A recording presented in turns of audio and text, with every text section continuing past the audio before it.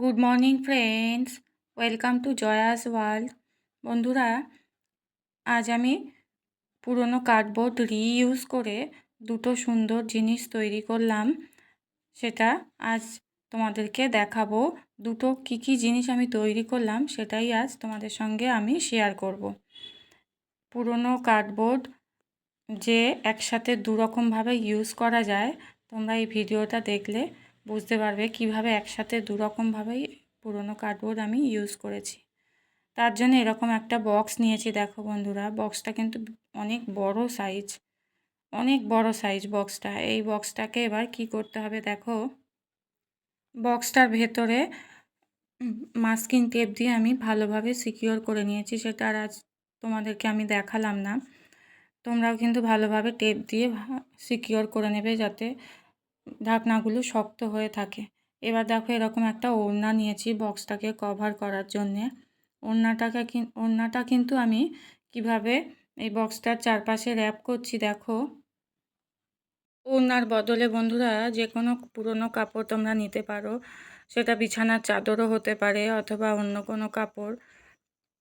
দেখো, বক্সটা যেটা র্যাপ করছি সেটা কিন্তু অনেক ফেড হয়ে গেছে বা অনেক খারাপ হয়ে গেছে। এরম কাপড় নেবে না, তাহলে দেখতে খারাপ লাগবে।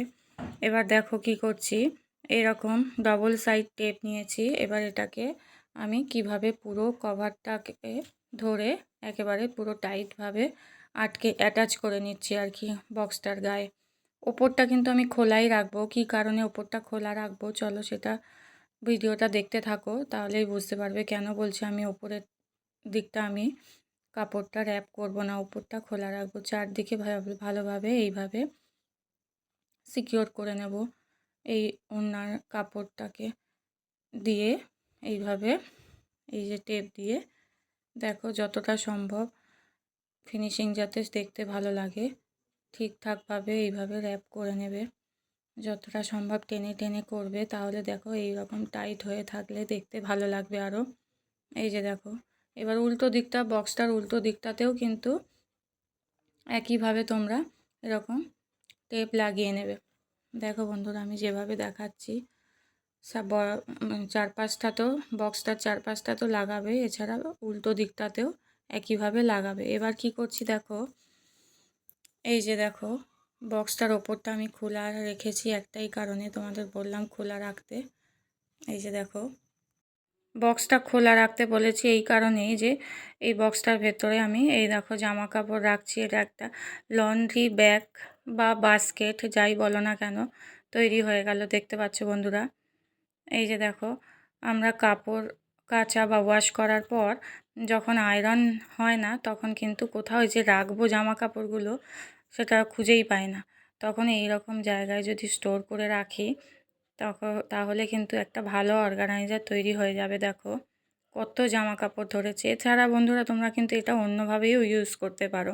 যেমন আমাদের কিচেন রুমে অনেক বাসন কিন্তু রাখার জায়গা হয় না, সেই এক্সট্রা বাসনগুলো আমরা গেস্ট আসলে বার করি, সেই বাসনগুলোও কিন্তু তোমরা এর মধ্যে অর্গানাইজ করে রাখতে পারো। আবার গেস্ট আসলে এগুলো এখান থেকে এখান থেকে নিয়ে ইউজ করতে পারো।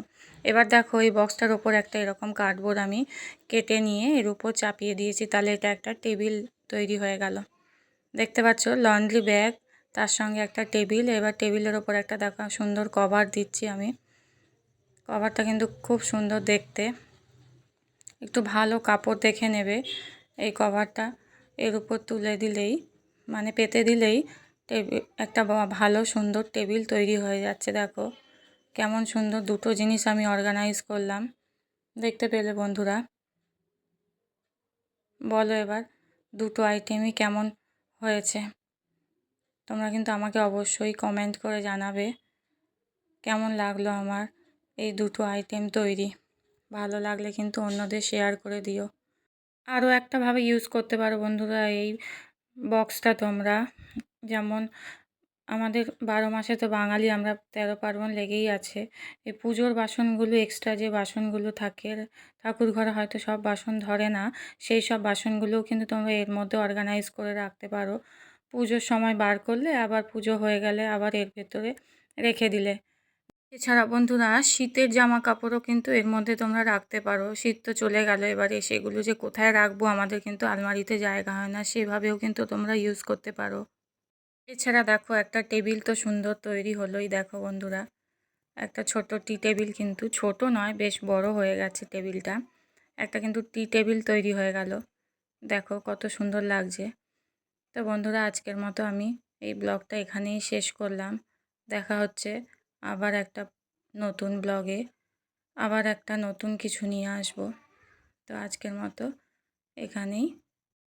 এখানেই শেষ করলাম। দুটো আইটেম কেমন হলো আমাকে কিন্তু অবশ্যই জানিও।